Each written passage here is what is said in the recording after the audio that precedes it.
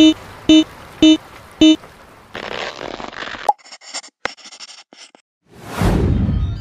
Pilipinas ay nasakop ng dalawang bansa. Una ay ang Espanya at pagkatapos ay Estados Unidos. Pamamahala mula 1565 hanggang 1898. Ang mga Pilipino ay nakaranas ng mahigit 300 taon ng pang-aabuso.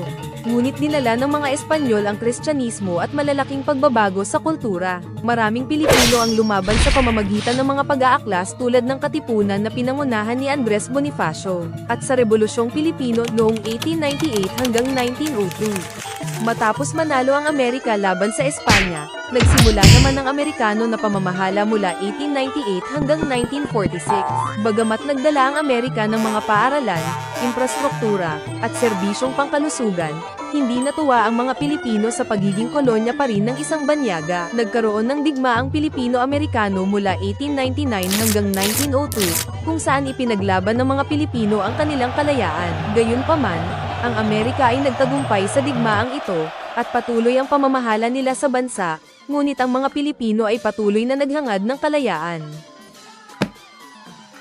Noong 1816 hanggang 1914.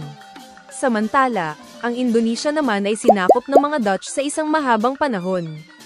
Pinamahalaan ng mga Dutch ang Indonesia, kung saan kumita sila mula sa mga plantasyon ng kape at spices. At ginamit ang mga lokal na manggagawa. Nagkaroon ng matinding paglaban mula sa mga Indonesyano, at mga pinuno tulad ni Sukarno ang nagpasik ng mga kilusang nag-udyok sa kalayaan ng bansa. Ang Britanya naman ang nagkontrol sa Malaya at Burma. Sa Malaya, nag-set up ang Britanya ng mga plantasyon ng goma at kumita mula sa mga yaman ng bansa, ngunit hindi natuwa ang mga Malay sa pamamahala ng mga Briton. Sa Burma, nakaranas din ang mga tao ng matinding protesta at paglaban mula sa mga mamamayan nito para makamtan ang kalayaan mula sa mga banyaga.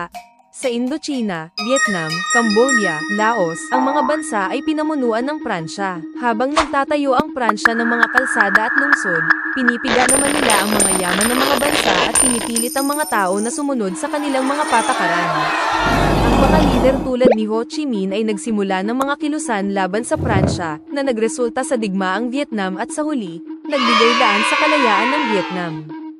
Sa buong Timog Silangang Asya, nagsimula ang mga kilusang laban sa mga kolonyal na kapangyarihan. Sa mga bansa tulad ng Vietnam, Indonesia, at Myanmar, lumakas ang nasyonalismo at nagpatuloy ang paglaban para sa kalayaan.